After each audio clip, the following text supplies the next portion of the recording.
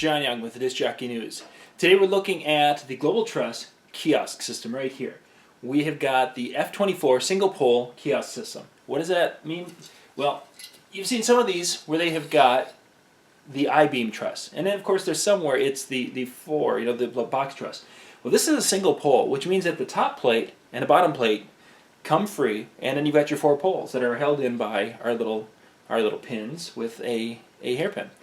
Well, I've got it all put together, and I'm getting it ready to use for a bridal show because this is an awesome way to have your iPad on a 40-inch tall stand so that you can have it as a display for brides coming through.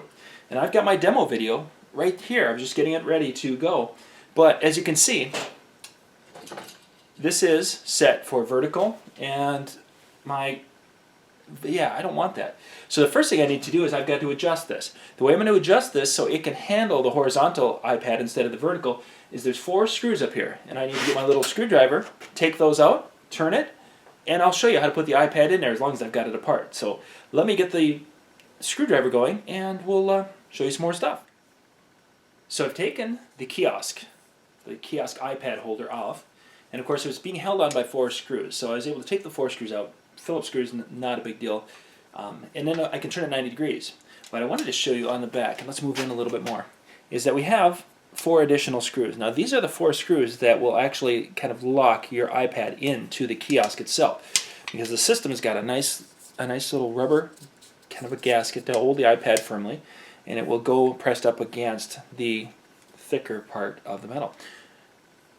The key thing with this is, of course, you've got your home button cover. And we're going to put the iPad in. We're going to actually start it looping, put it in, and get it going here in just a bit.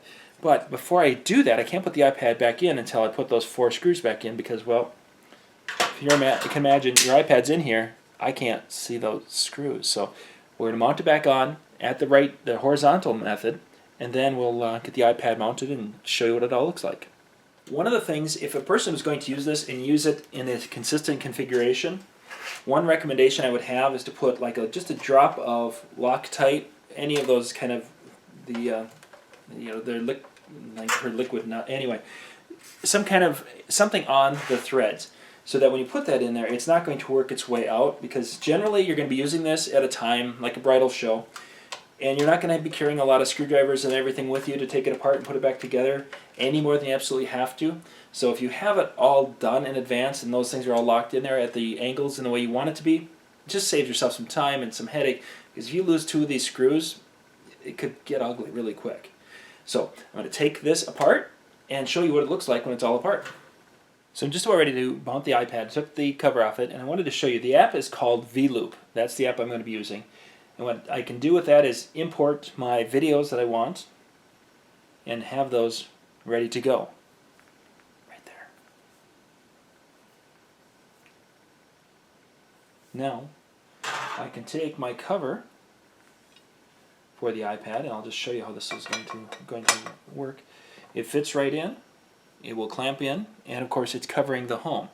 Now in this particular case, it works well because I can hit my play and pause. So I have my video up and it's going to loop all day long, but they can't hit the home button and get out of it. So it can basically be that nice standalone kiosk system that we all need for a bridal show to show a demo video. Let me attach it and I'll show you what it looks like all together. As we're putting the iPad in, there are the 4 screws that go around to hold that faceplate on. What I wanted to show you is when it's in a horizontal position, and I've got it laying down right now so it may look a little silly, but you can see that there's plenty of room to get a screwdriver in here, and it will miss the top plate. When you're in a vertical position, there's not as much space, so if you're going to be doing this an awful lot in a vertical position and putting your iPad in and out, you're going to need to get yourself a nice short screwdriver so you can do that. Second thing, this is aluminum. Aluminum is a soft metal, so if you don't have these started right and it starts to bind a little bit or it starts to get a little tough, you're doing it wrong. Make sure that you're running these in most of the way with fingers. If you're having to pull a screwdriver out right away, you're probably misthreaded. And in aluminum, you can be misthreaded and you can cut yourself some new threads, and that's just going to weaken the aluminum connection. You don't want to do that. So make sure when you're starting screws in this or any other aluminum product, start it and run it in with your fingertips is up until the point where it's actually making contact, because then you'll know that you're threaded and threaded properly. I'm going to tighten these up and we'll stand this up so you can take a look at what it looks like when it's all done.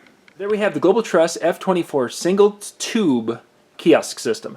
A very neat kit that comes with the scrim, it comes with the tubes, it comes with the top plate, bottom plate, it comes with the kiosk itself for the iPad. Great system, can be vertical, this is horizontal, but it covers up the home so that people can't mess with that. And of course we have, depending upon your software, but you should have your play and pause right there and you can do different things with that. Yeah, it's a great system, looping software with a video. You've got yourself a great eye-catching bridal show right there. A great little tool for your bridal show. Check it out. We'll put a link in the description below. This is John Young with the Disc Jockey News.